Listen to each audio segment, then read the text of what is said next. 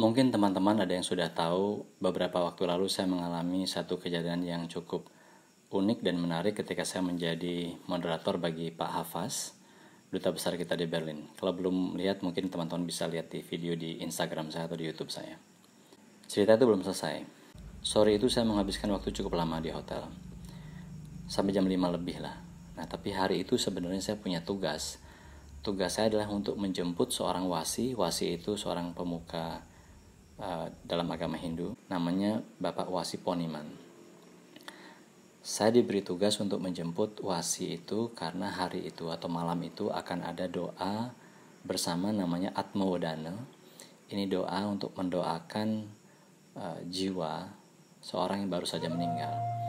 Jadi kemarinnya itu ada orang Bali yang meninggal di Jogja dan dikremasi gitu. Saya datang pada saat kremasi atau ngabennya, dan hari itu saya ditugasi oleh sesepuh di Jogja untuk menjemput wasi, mengantarnya ke tempat rumah duka untuk berdoa bersama.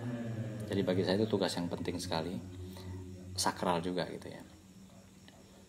Tapi karena saya kemudian ada banyak kejadian termasuk terkait dengan menjadi moderator itu, saya agak telat jadinya. Sampai di rumah sudah jam 6. Padahal saya janji jam 6 itu sudah jemput Pak Wasi karena acara doanya jam 7. Saya kemudian ganti baju segala macam, bersih-bersih. Saya pakai udeng, pakai untuk pakaian persembahyangan.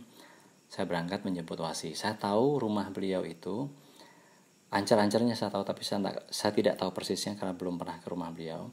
Yang saya tahu adalah beliau rumahnya di dekat rumah seseorang yang saya kenal, namanya Pak Pandi. Masalahnya adalah kalau gelap seperti ini, saya nggak yakin saya bisa masuk gang yang tepat untuk menuju rumah Pak Pandi itu, karena saya pernah kejadian terus terang ketika gelap saya tersesat gitu.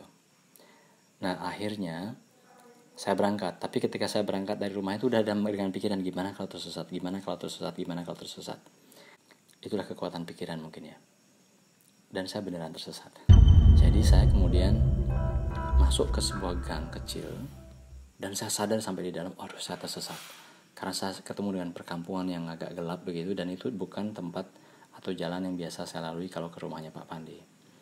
Yang saya pikirin cuman gimana caranya bisa balik cepat ke jalan besar lalu menuju gang yang benar. Saya kemudian mencari tempat untuk muter, untuk berbalik gitu. Jadi ada sebuah gang kecil begitu. Saya mau atret di situ, nanti saya berbalik lagi. Mobil saya ini ada kamera di belakangnya. Kalau kita atret itu dia akan menunjukkan kamera dan ada monitornya di mobil gitu. Nah, saya masukkan gigi atret. Nah, memang kamera saya ini sensornya agak lambat. Biasanya dia mungkin 15 detik kemudian atau 10 detik kemudian baru nyala di monitornya. Nah, itu belum nyala. Yaudah, karena saya cepat-cepat, saya langsung aja bergerak ke belakang mengandalkan spion dan kaca di mobil, cermin di mobil itu. Begitu saya bergerak mundur dengan gelap di sana belakang, saya lihat kiri dan kanan.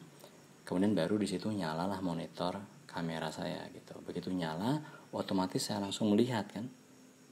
Yang saya lihat adalah seperti ini. Terus saya nggak tahu itu apa, tapi itu membuat saya benar-benar merasa sangat kaget.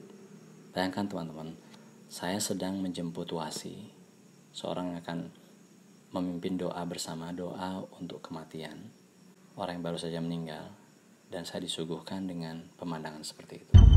Ada yang tahu itu apa?